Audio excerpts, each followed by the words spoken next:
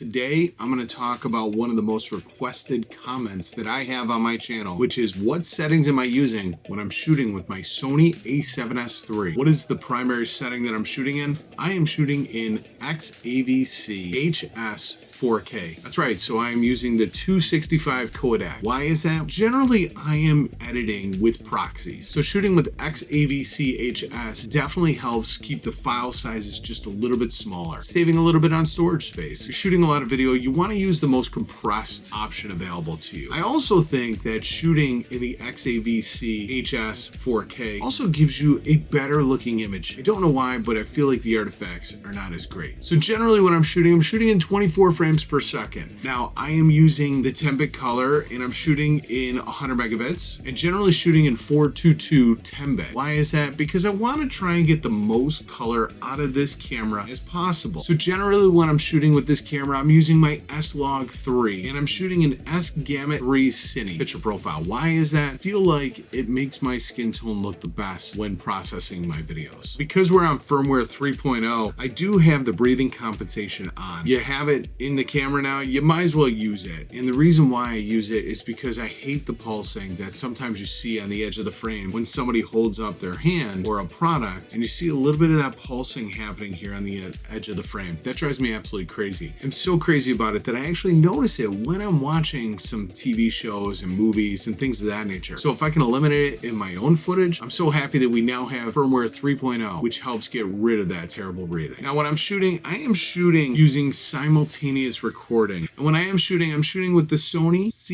Express A tough cards. I have the 320 gig tough cards and I have two of those, one in each slot. Now the one in slot 2, I almost never delete that footage until I'm completely out of room. And why is that? Because at the end of the day, I like to have 3 sources of backup. I like having one where I put it right on my computer. I put the second copy on my NAS, and that third copy I like to keep in the camera with the CF Express A card on that second slot. And I try to keep it on the camera for as long as I possibly can. Now I'm generally always shooting with autofocus continuous on. Why? Because the autofocus is great. You're buying a Sony camera, it's got that real-time autofocus tracking, you might as well use it. And I can keep the person's eye in focus because usually I have eye detect on as well. Now for me, the only way to go is the active stave on. Now I do know that it crops into your footage a little bit and that makes your standard lenses about 10% longer. So for example, my normal lens is the Sony 16-35 G Master Mark II lens. And I do know by having that active stave on, it's really more like a 17, maybe 18-ish to about a 36 to a 38 millimeter focal length. Now, why do I do that? I do that because I like to have the most stable footage possible. And if the camera's gonna offer it to you, you might as well use it. The whole point of using a tool like the Sony A7S III is to try and get the best image possible. And if you're not using all the tools that are packed into this camera, then you're kind of handcuffing yourself. Now, could you still get a great image? Absolutely, and you still will. But you might as well use the tools that they gave to us to try and help improve your videography. That being said, firmware 3.0 kind of gives us the 180 shutter degree rule. What do I mean by that? Well, I'm shooting in 4K 24 frames per second. And before I was shooting at 1/50 shutter speed. Now that we have firmware 3.0, I'm able to shoot at 1/48. So that gives you almost the exact proper motion blur that you would get in a 180 shutter angle. So thank you Sony for throwing that in there. Not really mentioning it, but thank you so much for throwing it in there. It's been a huge benefit. Now generally I'm shooting with the camera wide open and I'm trying to shoot usually at f2.8. Why do I shoot that way? I like that blurry background. I eat it up. Maybe it's just me, maybe it's the YouTuber in me, I don't know, but I like an f2.8 aperture. Now when I'm down here shooting my talking head videos, I do stop down to f5.6. Why is that? Well, I like to make sure that everything is in focus, especially when I hold things up to the camera. This camera, the Sony A7S III, does not have product showcase like something like the ZV-1 does or the ZV-1 Mark II. So that means that it's not going to latch on to what you're holding up to the camera. Instead, it's going to try and still focus on the eye. If the eye's in the frame, it's going to try and get it. Now I am shooting almost always in auto white balance. Why is that? Because I feel like the Sony A7S III does a great job of really trying to get the colors right. And for the most part, it does a good good job. Sometimes if you're in a very green situation, it will make you look a little bit more yellow, a little bit more green. That can be frustrating at times. Really, I do find that it's pretty easy to correct in post. Now, when I am down shooting my videos down here in my studio, I always set everything right to the proper white balance. And these lights that I currently have calibrated are shooting at 5600 Kelvin. So I go ahead and I lock my camera in at 5600 Kelvin, just like I am right now. And I find that gives me the best image possible. Now, if you're interested in finding out how I set my white balance from time to time, I will link up a video at the end that will give you how to properly get the correct white balance in any situation with any Sony camera.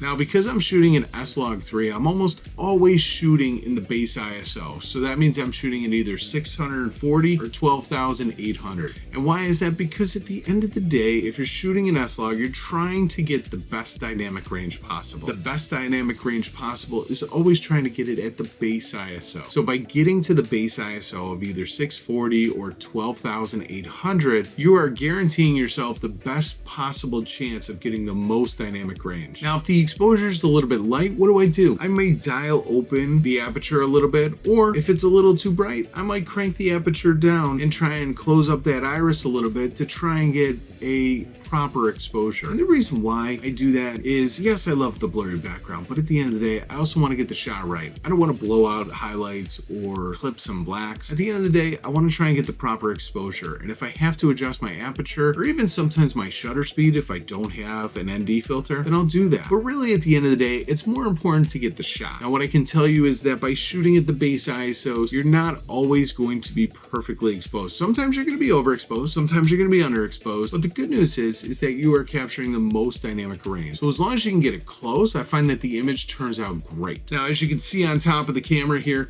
I do have the Sony ECM M1 microphone. I do have the B10 microphone as well, but generally when I'm shooting with my Sony A7S III, I've been using the M1 microphone. It's new for me, but I generally will keep this on because it has 8 pickup patterns, which I absolutely like compared to the 4 that the B10 microphone has. I also find that this has less tinging, has a lot of less distortion with it. I usually always keep my fur cat on.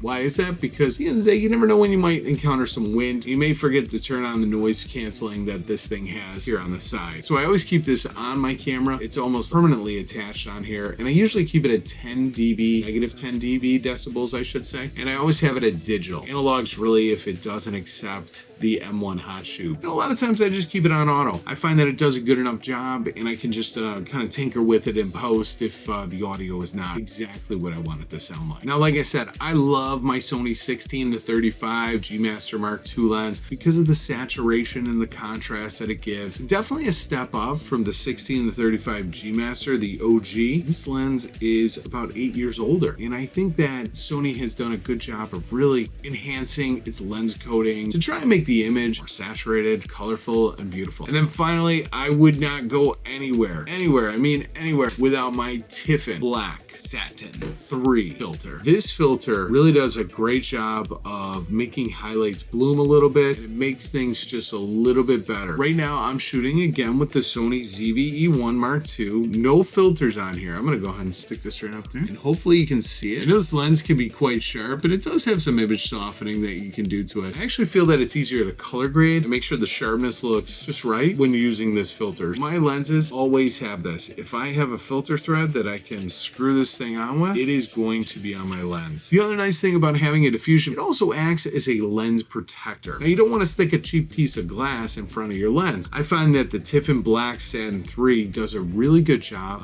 of protecting the lens and then also making the image look really nice. It softens it up a little bit. When you're shooting photos, you want a really nice sharp photo. When you're shooting video, you want that video to look just a little bit softer. Sometimes digital video can be a little hard, a little crisp, a little too much. So having something on there that softens it, I think does a great job of really making your image look very nice. So those are some of the settings that I'm using for my Sony A7S III. This year, I want to try and make as many videos as possible, really highlighting the S3 because we don't know when the S4 is going to come out. And when that comes out, obviously I'm probably going to think about upgrading, but right now I love the S3, and firmware 3.0 has really been a welcomed upgrade. Is it everything we wanted? No, it's not, but it definitely is a step forward for this camera, and I do feel like it's made this camera camera so much better. If you have any questions or concerns, leave those down in the comments below. And if you like this video, you're gonna like the video on the screen right now. It's about how to properly white balance any Sony camera regardless of the situation. Go ahead and click on that video and I'll see you on that one next. Before you leave though, don't forget to like, subscribe, and ring the bell. Thanks for watching. Deuces.